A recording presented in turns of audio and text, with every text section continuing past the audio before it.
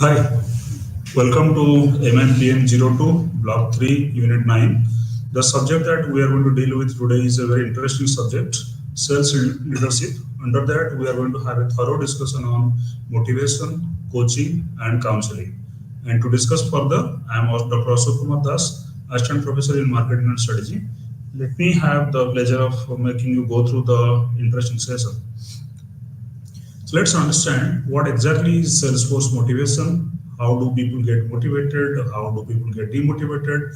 What is the impact of highly motivated Salesforce on the business? And what if the same Salesforce is absolutely demotivated? And how does it really affect the fate of business? This is going to be an interesting, journey in the sense because the ultimate success or failure of any kind of business organization is quite dependent on how effective or how ineffective the salespersons are. And to make the salespersons effective or ineffective, again, what is more important from within the salesperson's psychology is whether he or she is motivated or not. So, can motivation be created? The answer to that is a big yes. Motivation can be inculcated into someone's mind, whether someone is aggressive or not, someone is going to be making sales calls day out or not, whether someone is really showing sense of loyalty, sense of commitment to the organizations. These are all the qualities which can be really made into the grind of the salesperson's psyche. You have to appreciate one fact that all human beings are not really born motivated or demotivated. It is the circumstances which make people really feel excited about doing a particular kind of a job. And interestingly, if the job that you are doing and you have been told to do, and the passion from within you is absolutely going to find a match, then there is no stopping you. But there are situations, there are unique situations rather, where a salesperson may be feeling temporarily demotivated, and now it really brings the sales manager into action where he has to really try to understand why my people are really not working their best, why the people who are working with me are not really giving their 100% or even more than that, and what role exactly I do have to play to really try to turn the situation around. So let us understand each and every step in detail. So the sales manager has to appreciate the fact that he has got to take that big transition or a big leap from being a sales manager to being an effective leader. So whether you are a manager or you are a leader, it all depends on how you really take yourself. If you understand that the entire organization's fate is dependent on me, and the success of the failure of the organization is again going to be squarely due to the involvement that I put in, then of course you will try to really transit from the stage of manager to the stage of a leader. So you have to deal with salespeople, influence them for top and bottom line sales goals. Salespeople, like I have already told so many times, are really having a kind of a target to attain, and they have certain kind of specific goals, maybe just not restricted to selling the product in the market. They might be expected to do a lot of activities which are well beyond the obvious sales job that they're supposed to do. Now, to make it more clear, let us appreciate that the salesperson is again going to be responsible for building the big, nice, vibrant corporate image of the company that he is working for. If the salesperson is a lousy, lethargic, and demotivated kind of a person, the same impression goes to the customer that he deals with.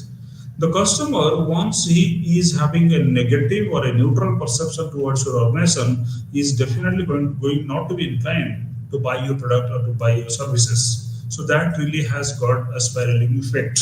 So that really brings me back to the original point. The original point is that in order to really create customers, make your corporate image really look healthy in the mind of the customer, and of course make your bottom line and top line grow, you have got to have the highly bubbly, energetic, motivated, and people who are raring to go kind of salesperson.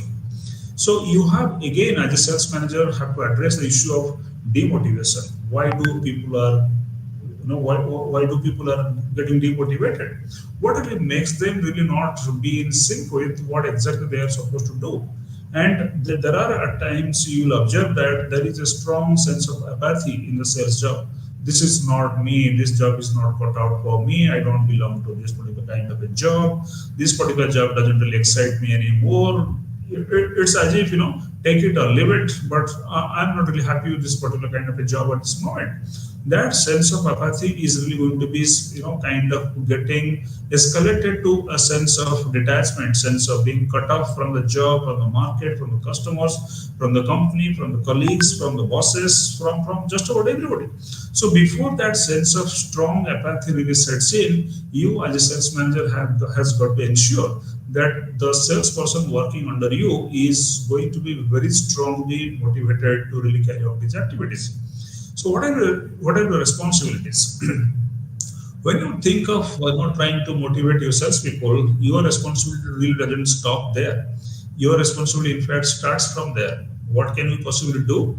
As because you are also a human being, and once upon a time, maybe you have really joined as the entry level kind of a job holder.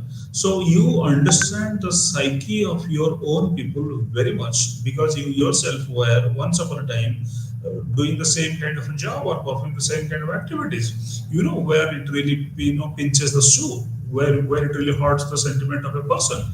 So now you are the best person to really try and give them coaching, counsel them, and most importantly, try to be a mentor to them because they are going to be seeing that the man who is really going to be expected to guide us, to inspire us by his own actions, is really going to do it. They are looking forward to your involvement. They are looking forward to your kind of, trying to really take them out of this precarious situation called maybe a depression or a sense of apathy, or maybe they are demotivated, so to say.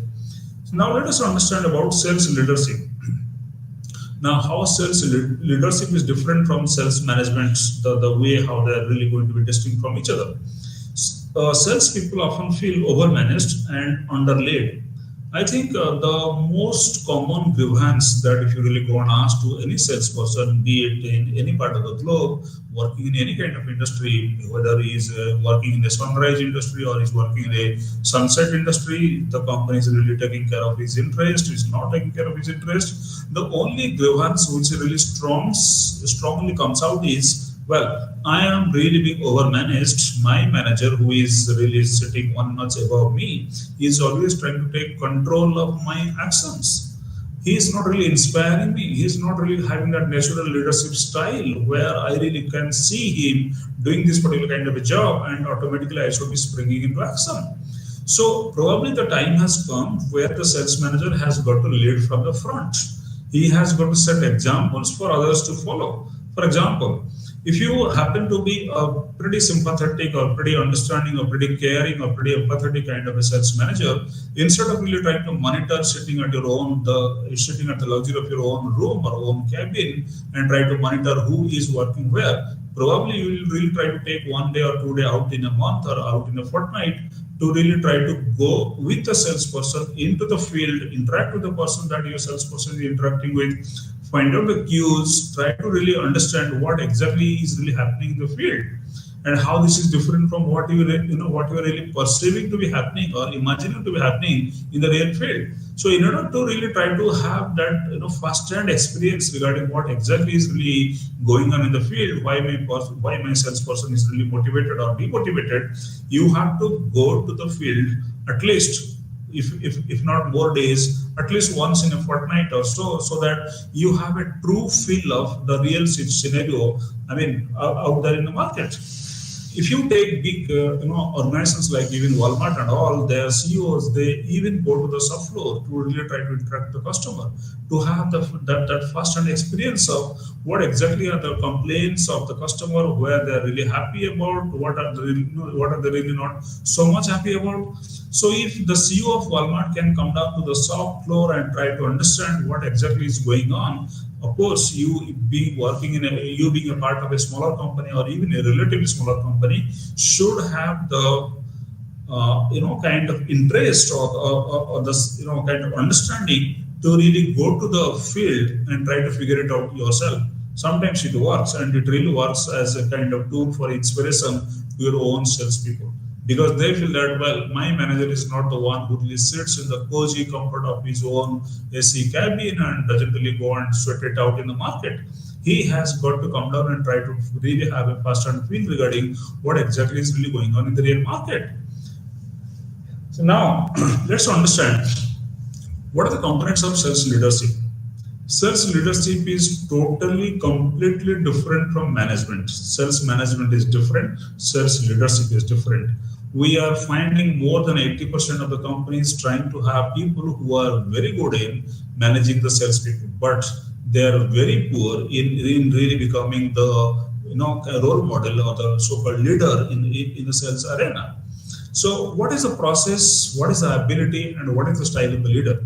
The ability of the leader is to inspire, to motivate, to lead from the front, to hold the hand of your juniors or your subordinates and try to show them the way. Look, this is not the right way of doing things. You might be really stumbling upon failures. Why not try and change your track or change your path or change your style or change your attitude towards things? Things are going to be changing.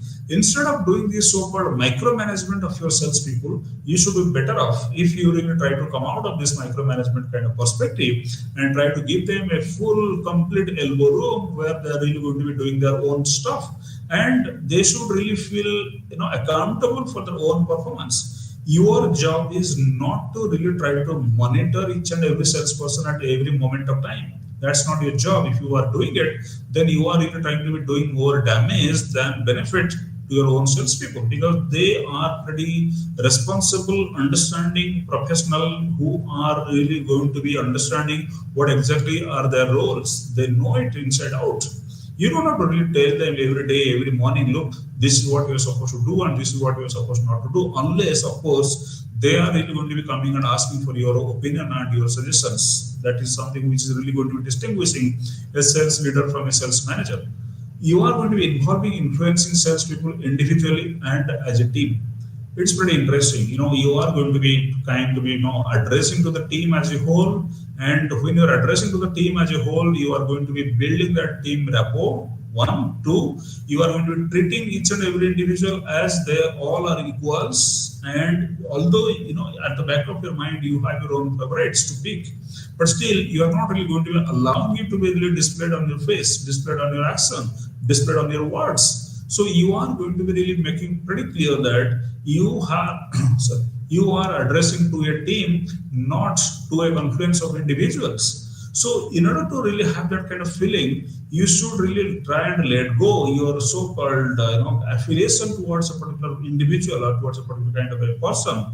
If he belongs to your state or he belongs to your caste or creed, or kind of somehow you really share some kind of extraordinary emotional involvement with the person, which you do not share, of course, with the other rest of the group members or the team members. Your job is not to really demonstrate in a pretty open and kind of open, transparent way that this person is my favorite and I'm really going to all out in protecting his kind of skin and all. That's not your job. That's not your role. That's what you are not supposed to do.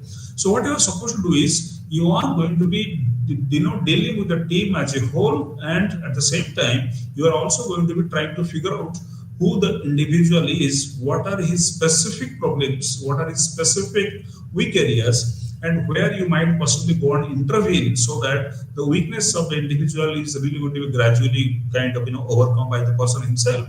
You are just going to be a guiding light, a guiding force, so to say. That's your job. Accountability for achieving sales outcomes is again your responsibility. You can't really try and pass on the buck and say, look, whatever I needed to do, I have done it. Now it is your responsibility to really try and show the results. If you do not show the results, the fault is yours. Just reverse. If the team doesn't really perform well, the fault is not that of individuals who constitute the team. The fault is with you because you have failed to try and really logically show them the way. This is what is going to be your biggest mistake in the 21st century. If you are really going to be believing in passing the buck, you can do it once, you can do it twice, third time, there is going to be strong resistance from the group of people who are going to be working with you or working under you. So that you must have to remember. Now, what are the leadership skills that you are supposed to demonstrate?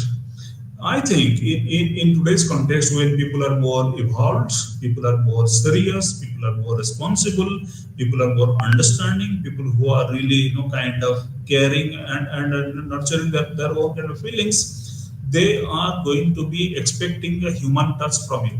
As simple as that. Just be human. Don't try to feel that these are robots. These are the kind of machines who need to be programmed, and once they are being programmed, they are going to be working out as per your programming.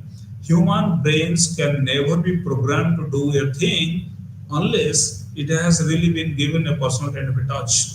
Human beings are always craving for that emotional touch, that extra mile that they are ready to go is because of not what is being told to them, it is because of how it has been told to them. Please remember this. The how of things is going to make the difference between also ran kind of a salesperson and a very highly successful performing kind of a salesperson.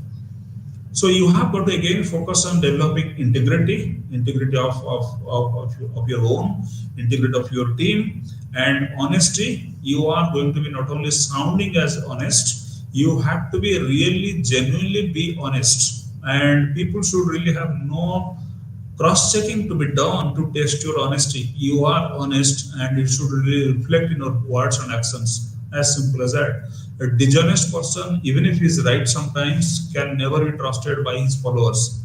This is the cardinal old-fashioned principle, but it is still appropriate, it is still relevant till today. You should have courage to really try and give that kind of extra wings to your own kind of people. Tell them, look, this is not the end of the world. Go try it once again. Go try it in a different way. Go try it in a different style. That is what you are going to be telling to your own people. To do that, you yourself should really be possessing enough of courage. That's a must for you.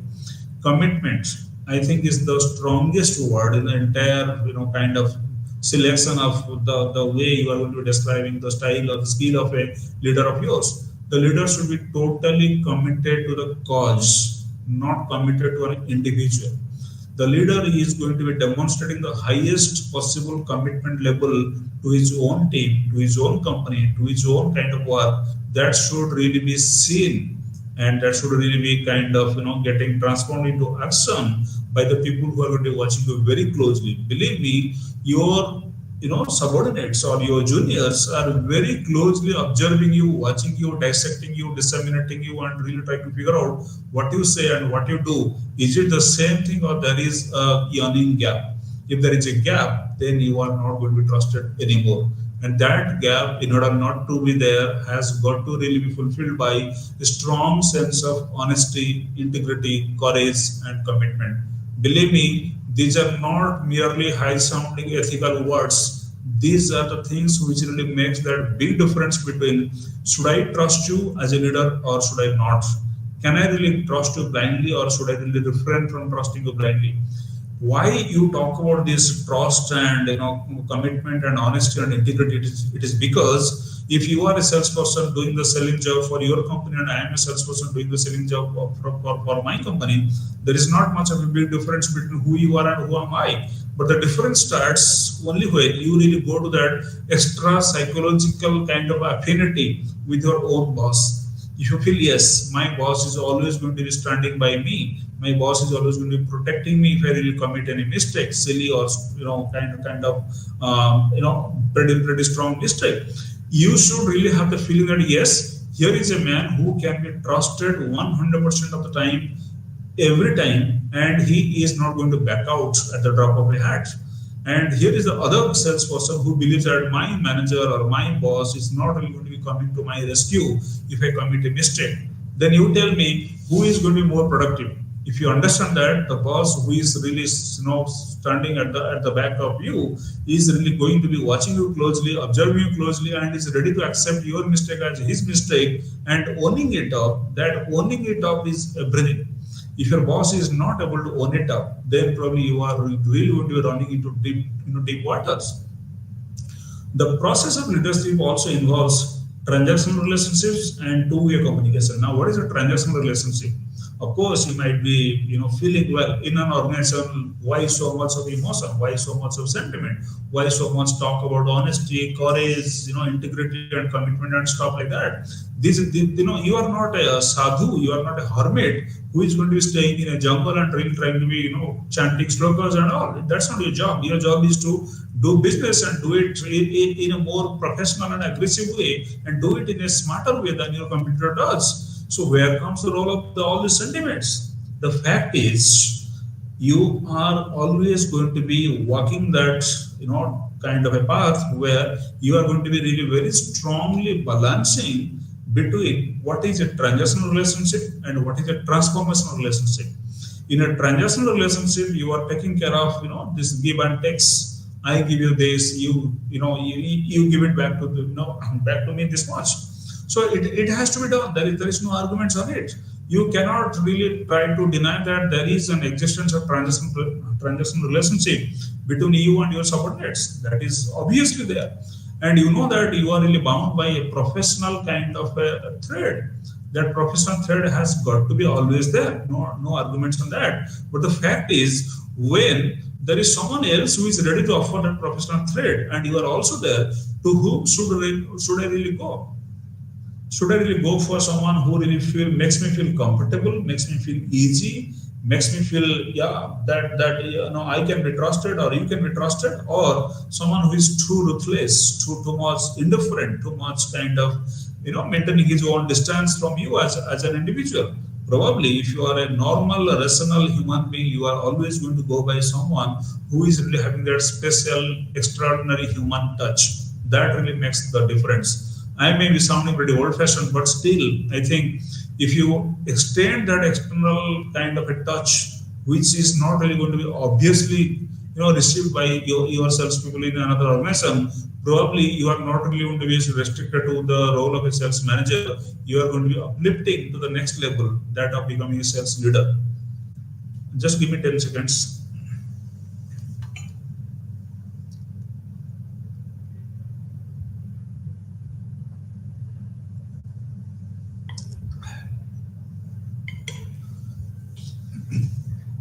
Now, what can possibly be the leadership styles? I'm sorry. What can possibly be the leadership styles? The task behavior can be one, duties and responsibilities, and relationship behavior, that is two-way communication.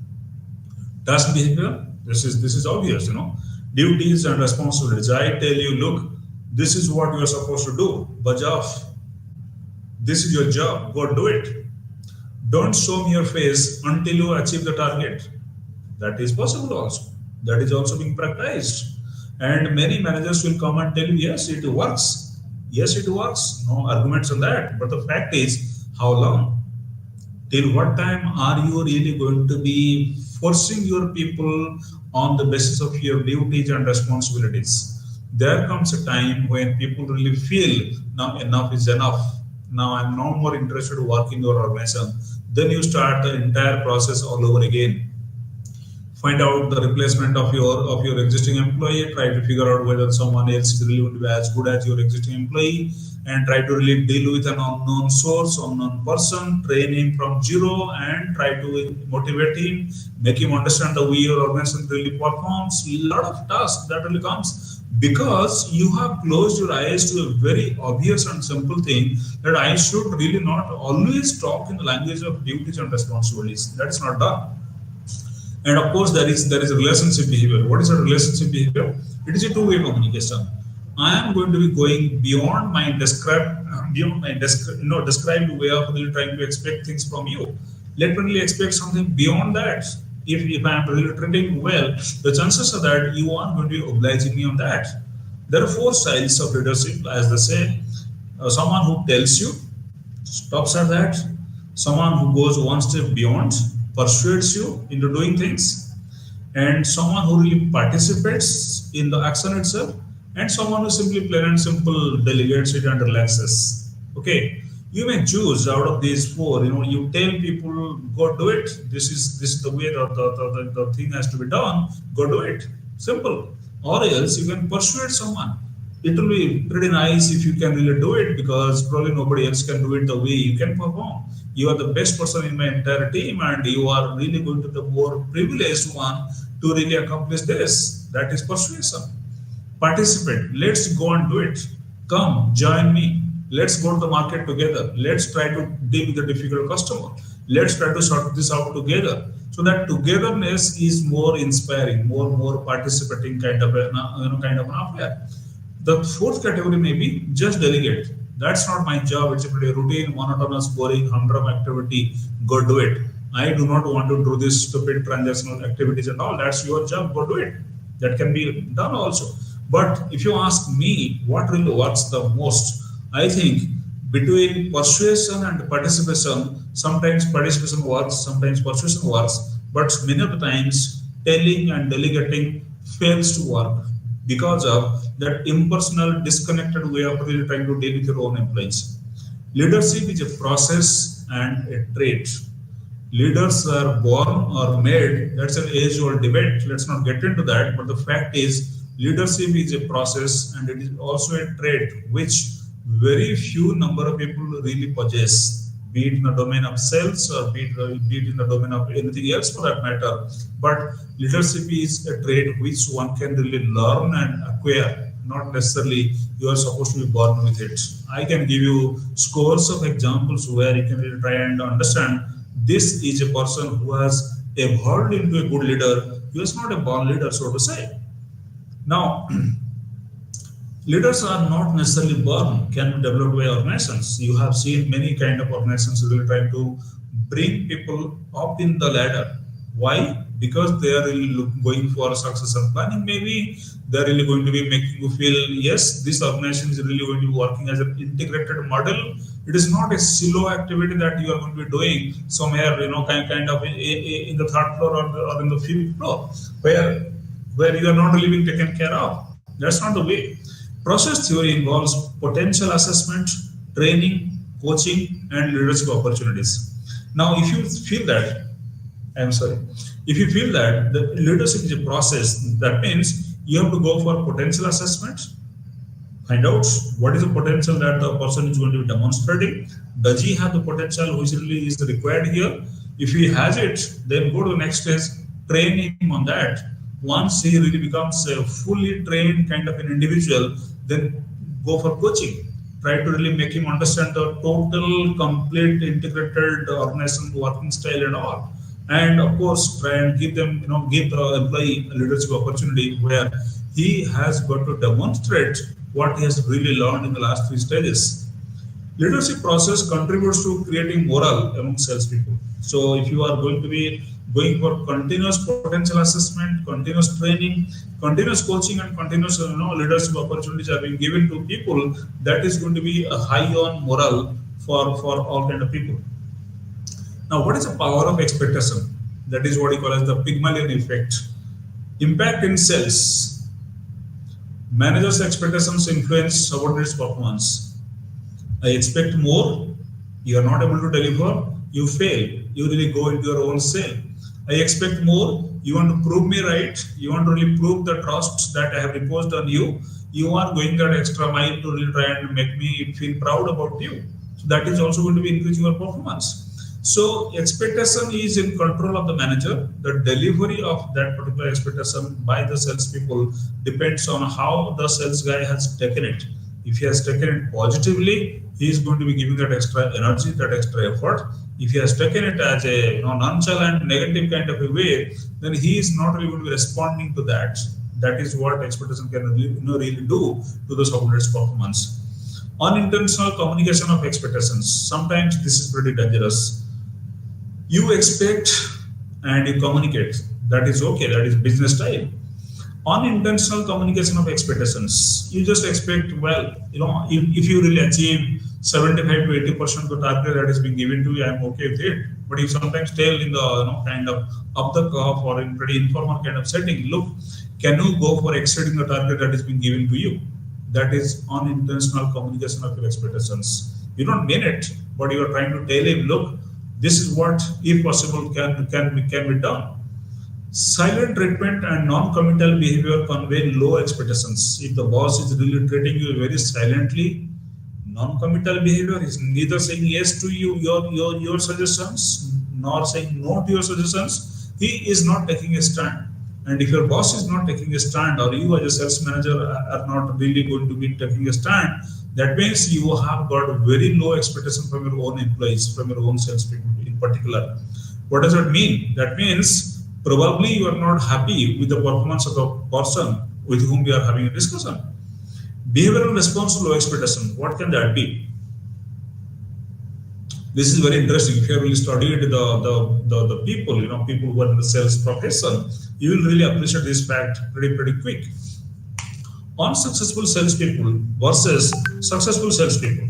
Now, who is a successful salesperson? A successful salesperson is someone who is really achieving things, who is really doing things, who is really contributing, and who is really performing well.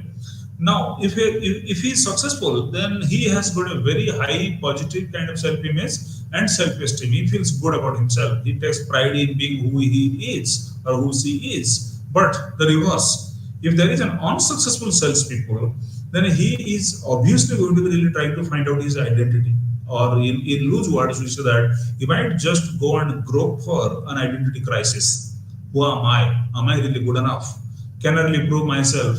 Do I really need to do this to prove to prove something to someone? He has got more questions for himself than making him feel happy about himself. So if you have got low expectation from an employee or from a salesperson, he might be struggling with his own self-image and his own self-esteem. What he can do, he can also reduce sales calls, avoid closing sales to prevent further rejection. He avoids, he says, look, I'm not interested to really go and meet a client. I do not want to really talk to a person. I do not want to go out of my own comfort zone and get into the market, get into the field, talk to people and all. He stays away from all these kind of things because you are not really going to be demonstrating your expectation to the person. Low expectations can also lead to behaviors reinforcing failure. It is a kind of a circle, you can say, right? Once that low expectation has really got fed into your psyche, you are responding negatively to it or neutrally to it, that has got a kind of a circular effect. The more you get into this low expectation zone, the more you are really going to be cut off from every kind of activity. And the more you really stay cut off from the activities, the more the chance that you are not going to be able to deliver the results for your company or for your boss. Hiring and expectations. Good sales leaders identify quality salespeople during recruitment.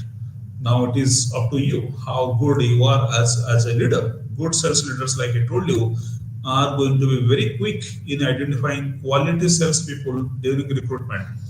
Well, in India, or for that matter anywhere else, the kind of response that you get for any kind of job being advertised or for any kind of vacancy being displayed, the number is absolutely huge. So when you have a huge number of people who are ready to join in your organization, it is sometimes almost impossible to really try and select the best. But if you are really not a sales manager, you are a sales leader, then the chances are that you are going to really try to be identifying the best recruits in the process of hiring itself. Focus on hiring knowledgeable, empathetic, and high ego drive individuals. Well, sounds pretty exciting.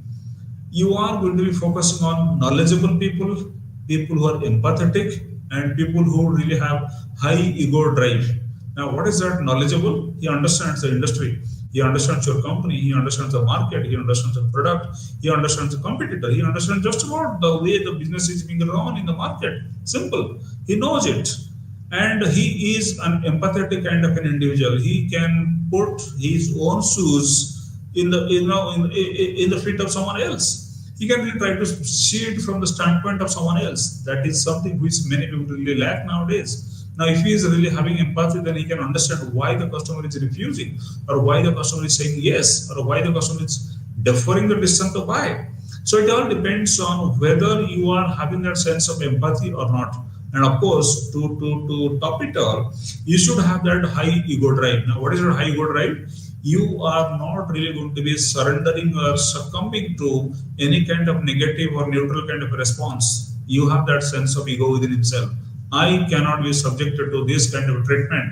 This is not me. I'm not going to be so easily giving up on things. I cannot accept no as an answer for the timing.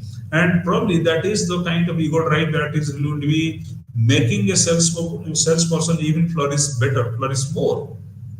You have got to emphasize the importance of experience and the ability to deliver results over sales cycles. Fine, you might be finding people who are pretty good in some patches. One quarter they are excellent, second quarter they are very good, third quarter they are good, fourth quarter they are average. I do not want this kind of salespeople working for me. I want a person who is going to be giving me very good results continuously over the 4 quarters. That is more acceptable than someone who is really going to be having that big heavy fluctuation from excellent to just average or poor even. Okay, if that is what I am going to get, my job is to say no to that. Now, coming to the important topic of Salesforce motivation, how do salespeople really get motivated? Now, how do you define motivation? You all know what motivation is. The power that really drives you to do things. The eagerness that is being created because you have really, the eagerness that is being created because you have understood that this is something which is really going to be highly satisfying or highly exciting to me. So, what is that definition? It is a process of getting people to work towards an objective. Simple. It involves arousal, intensity, direction, and persistence of effort. And this really occurs at two levels: individual and entire sales force. Sometimes, as an individual, you are absolutely geared up, you are absolutely charged up, and sometimes, as the entire sales force part, you are not really going to be showing the same level of excitement, the same level of frenzy, the same level of kind of extravagant commitment. The reason is that maybe there is someone in the team or there is someone in the group who really doesn't have the sense, who really doesn't possess the same sense of commitment that you do have. So this is really going to be affecting you negatively. That is understandable. Now, what are the Salesforce motivation challenges? Salesforce needs to be motivated both extrinsically and intrinsically. By extrinsically, what I mean is that the outside events, the outside happenings, the outside kind of conditions should really be suiting the salesperson's requirement. And intrinsically also he should be really feeling excited that he is part of a big, growing, flourishing kind of a company or kind of an organization. If you are a part of a very highly successful, highly respected kind of a company all across the globe, you take pride in that. That is not something which is really vanishing pretty quickly. So that is what you call as your intrinsic self motivation. It requires also self-starters, ambition, result-oriented individuals, people who are self-starters, people who do not require outside motivation. They are self-motivated. They really know that, well, I am passionate about doing what I'm doing at the moment. Let me try and give me 101% to it. They are going to be jumping into it. That is what you can really see and really kind of feel instantly. You should have a sense of ambition. If you are going to be like a rudderless ship, then it can take you anywhere. But if you have a kind of sense of direction or a sense of purpose or a sense of ambition, then you know exactly this is what I am supposed to do, so that I can very steadily climb to my my ambitious my ambition kind of a kind of a point. Okay. Now that ambition is pretty crucial. Without ambition, you are just kind of playing a practice match, you can say. Result-oriented individual should be. It's not that I have tried, I have given my best, I did try. It's not that I didn't try. These are all lame excuses, which doesn't have any kind of scope in modern day business activities. You have got to be driven by the logic. This is what is going to be my outcome because I have put in this kind of effort into this. So outcomes without efforts, efforts without outcomes, both are meaningless. Focus on achieving company objectives and winning Salesforce commitment. Your focus should be to achieve company objective. Now, what is a company objective? You know it from day one that this is what my company expects from me, and I should be able to give it. Okay. And what is a motivational challenge for the salespeople? Now, let's try to understand that. What are the big surprising challenges for the salespeople at large? Confidence and motivation wear out due to routine rejections. Imagine you have gone to the market with a list of 100 people to touch and talk to.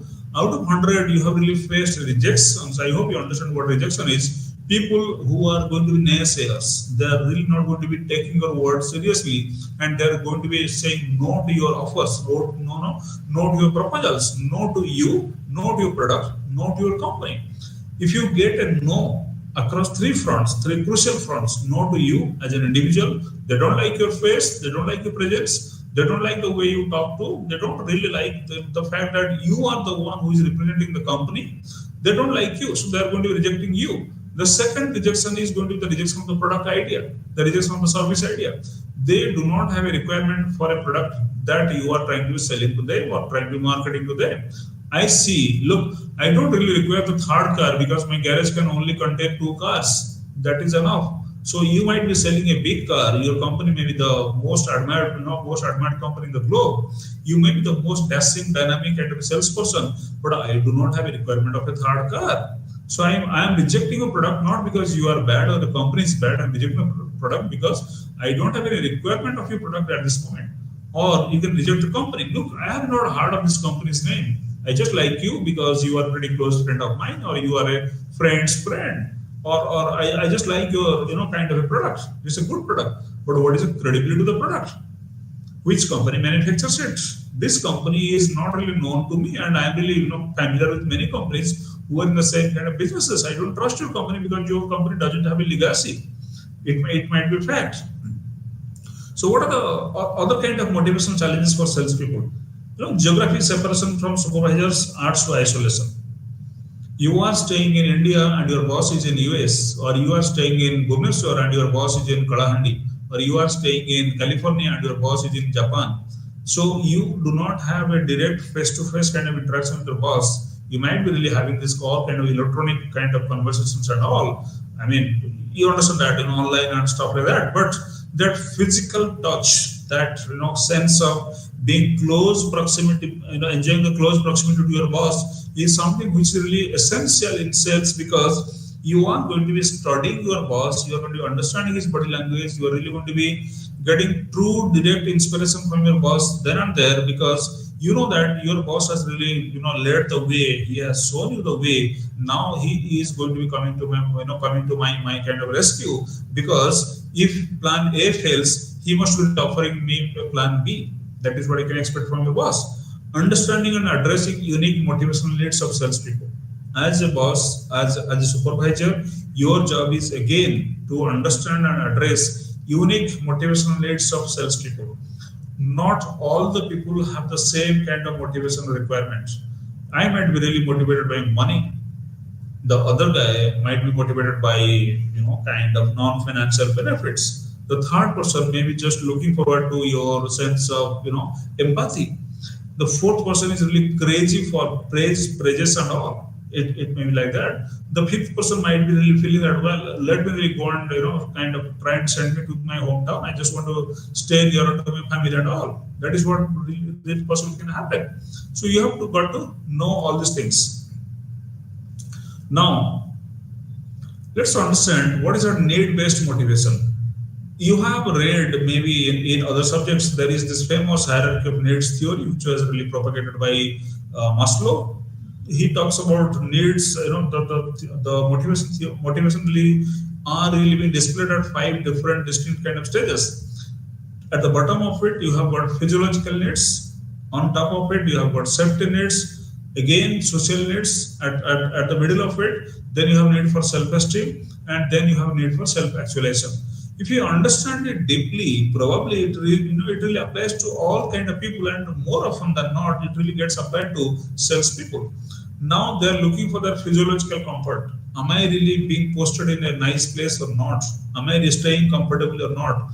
Is my company really going to take care of my fundamental requirements or not? Once that is being done, then I'm searching for my safety needs. Once that is being done, I'm searching for my social needs. Once that really gets kind of taken care of, I'm searching for self-esteem.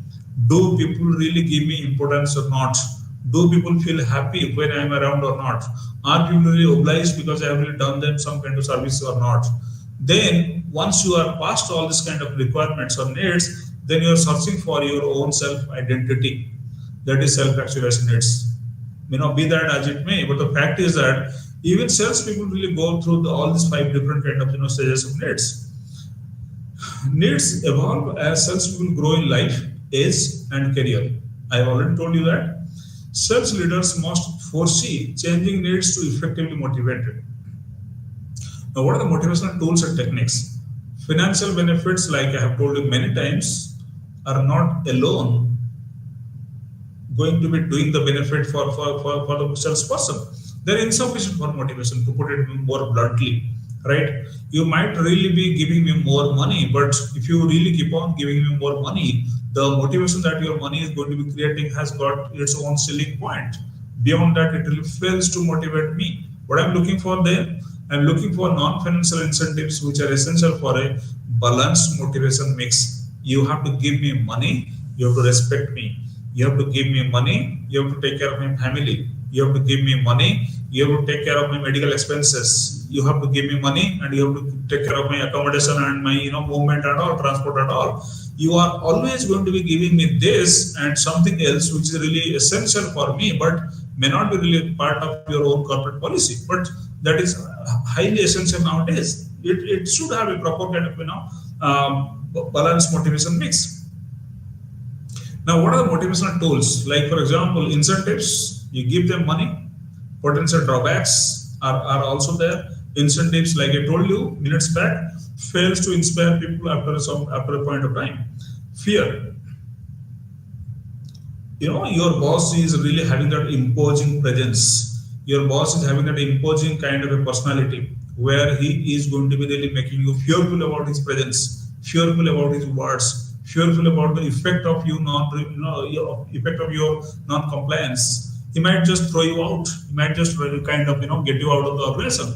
That is fear, which always works with people who do not have much of self-esteem, but it has got limited effectiveness.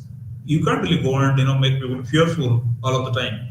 There comes a time when there is going to be a backfire. Backfire is the employee is really going to feel irritated about the fear psychology that you have really created in him, and just say, look, I'm no longer interested to work in your organization with a person like you. And if it is being done and the word spreads, probably you will really find it very tough to find good quality people into your organization, because everybody is not really going to be responding to fear side tactics for a longer duration of time. Attitude motivation can be another motivational tool. For example, this is the most effective, creates self-motivation environment. You are helping people to really change their attitude towards good things, towards better things, towards things which are more productive, more efficient, more effective and all. That really works. Factors impacting Salesforce motivation. Individual meetings of sales managers and salespeople. That is a very age-old practice, but still acceptable. Still, it is really going to deliver results for you. The meeting between the sales manager and the salespeople is very crucial in the sense that this is going to be bringing in more kind of proximity, more kind of closeness, more kind of understanding, more kind of mutual respect, and more sense of empathy. That is essential, because during this one-to-one kind of conversation, you are absolutely going to be, opening up yourself. That really helps. Sales contests and their effectiveness. You might be really drawing, kind of lot of contest and all. Crucial but unconventional factors can be like job clarity. You are very clearly telling your people what to be done. No moving left, no moving right. It is as clear as this. This is your specific job. Go ahead, do it. Reasonable sales targets. You can't really go and put a sales target which is absolutely unachievable by any standards. That really frightens people up. They feel that, come on, this is impossible to achieve. I cannot do it. He is going to be on a defense from the word go itself. Sales contests might be helping. Conventions and conferences to boost their energy, to boost their moral, to try and tell them, look, I am also going to be taking care of your intellectual cravings and all. That might be really, having good positive impact. Leadership style is the most important thing. What kind of leader you are? You can also grant people freedom or autonomy. Look, you are free to experiment till this particular point. You are free to give discount or benefits to the customers till this particular kind of a ceiling. You are giving them little bit of autonomy, little bit of freedom, but they feel that, well, we do have a sense of freedom, a sense of autonomy where you can operate in our own style. That is a massive benefit for any salesperson. Reward and recognition, no arguments on that. This really helps you. And of course, your own leadership style, like I told you, who you are, how you really interact with people, What do you really tell people so that they really are eager to listen to you more, and what you really should not tell people so that there is going to be a lot of backfire happening on you. What are the long-term motivational methods? Give me some time.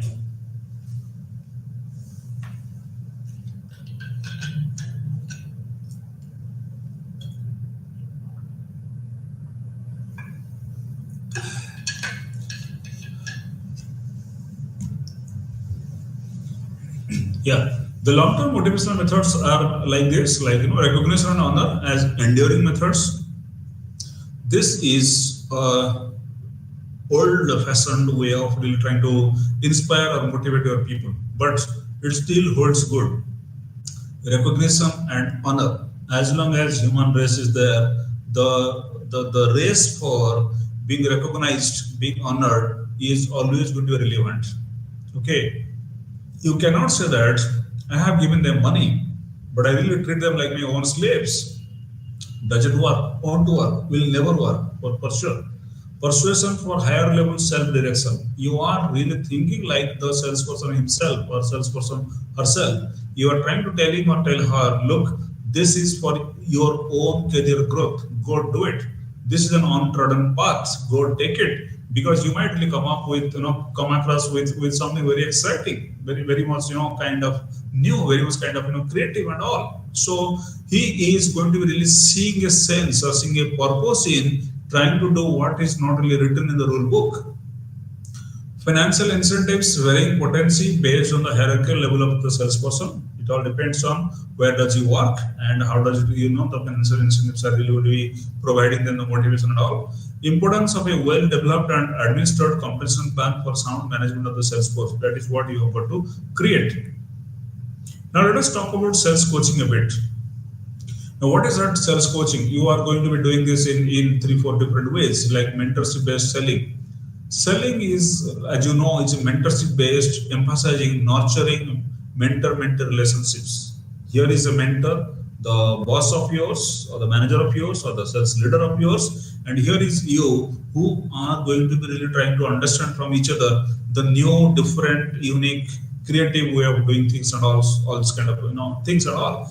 Joint sales calls are pivotal for the on the job coaching. I told you about that. You are going to be going with your own juniors, going with your own subordinates to really try to figure out what really is happening in the field. Diverse leadership styles can be one. Great sales leaders adapt coaching styles to individual needs. They change it. It's not one size fits all. It is going to be the customized way in which coaching is going to be given to individuals based on what specific need they do have. High performing sales managers show a broader coaching adaptability range. That's understandable. Strategic sales leadership. Sales leadership involves strategic planning and guiding the organization's sales strategy. That is something pretty easy to comprehend. Proper deployment of salespeople in the field and market segmentation are critical. You are going to be having the right number of people in the field and in the right kind of geographical locations as well, because the person who belongs to a place where he doesn't really understand the language and the culture and the way people live the life and all is going to find it very tough to really try and be a successful salesperson. You are going to have that acumen to really try to put the right person in the right job in the right place. That is something which you have got to take care of. Sales coaching, what exactly is this? Sales coaching is ongoing one-on-one mentorship between a salesperson and a coach. It's one-on-one. I and you. I tell you listen, you tell I listen. This is really going to be a continuous affair for the development of both. Now, what is the objective of sales coaching? Sales skill improvement and refinement. That is obvious. You are going to improve your selling skills. You are going to refine it where it really requires, a kind of a little bit of brushing up required. You can really go and give it the finishing touches, so to say. You are also going to be building confidence and positive attitude. I think confidence and positive attitude is going to be solving 50% of the problem in the sales domain. If you are not confident, people cannot really get inspired by you. Very simple. A person wants to listen to a person who is confident enough. If you yourself are not confident, you cannot really make me feel confident about you. I'm going to be really judging you first before I really say yes or no. I just want to really have that first hand feeling regarding whether you yourself are convinced regarding what you're trying to tell or not. If you are not confident, you cannot really have that confidence rub off on me. Establishing a standard and consistent sales process, that's understandable. Increasing revenue through effective coaching. Mind you, coaching, if it is done the right way, is going to be the most everlasting impact that a person can really have with him. And if he is really getting inspired by all this good positive coaching, probably he is going to ensure that the revenue really goes up. That is kind of a accepted things. What is the principle of sales coaching? Coaches must make others look good. It's not that I am being smarter than you, better than you, greater than you, and bigger than you. You are not. No, that is not the coaching method. The coaching method is I am going to make you feel good about yourself. That's my responsibility. I am good, I know it, and you also know it that I am better than you. But my job is not really make you feel that way. My job is to make you feel that yes, you are as good as I am. Learning from experience is crucial. You are going to be really taking every rejection, every interaction that you had with the customer as a learning experience. If it is positive, you enjoy it. If it is negative, you really try and learn from it. The more negative you get from the customers, the more the chance that you are going to gradually rectifying your mistakes. That's crucial to understand. Maintaining a positive attitude is vital. You are always going to be a person who believes that, well, it is a never say die attitude kind of a thing.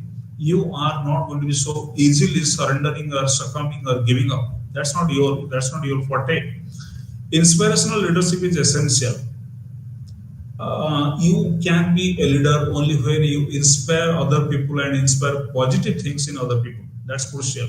You are not going to be inspiring people for negative things. Your job is to try and take the whole mass with yours, with yourself. I'm sorry, with yourself.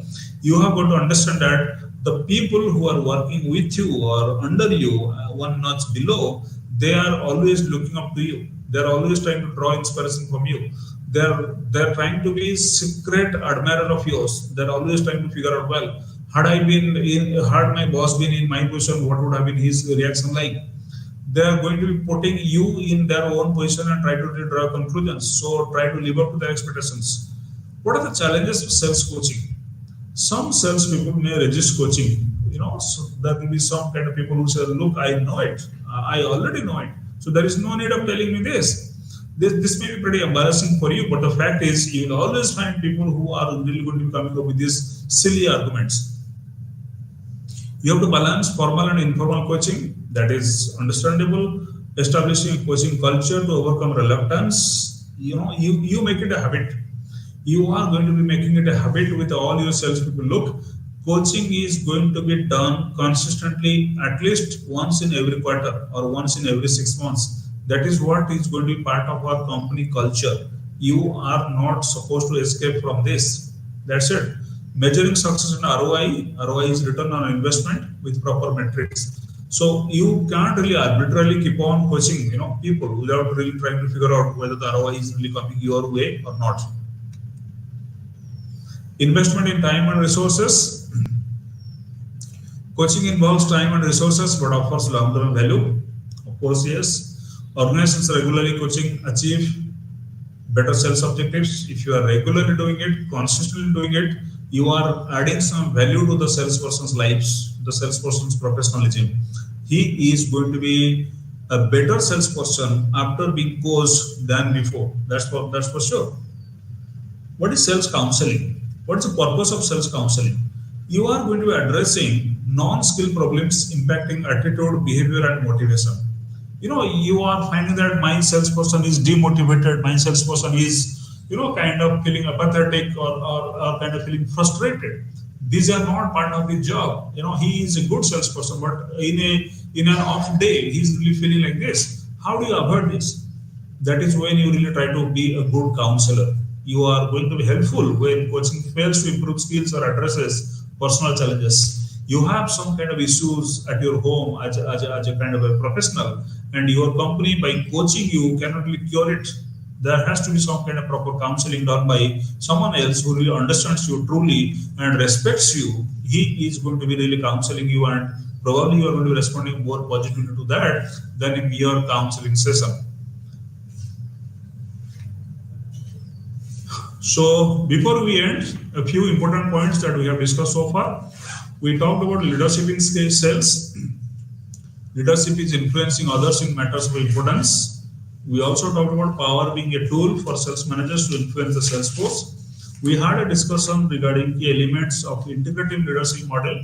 For example, we talked about leadership behavior depending on personality, needs, power, and experience. We also talked about leadership style varies based on individual salesperson's task, time, and organizational factors. We had also highlighted the sales group and circumstances also influencing leadership effectiveness.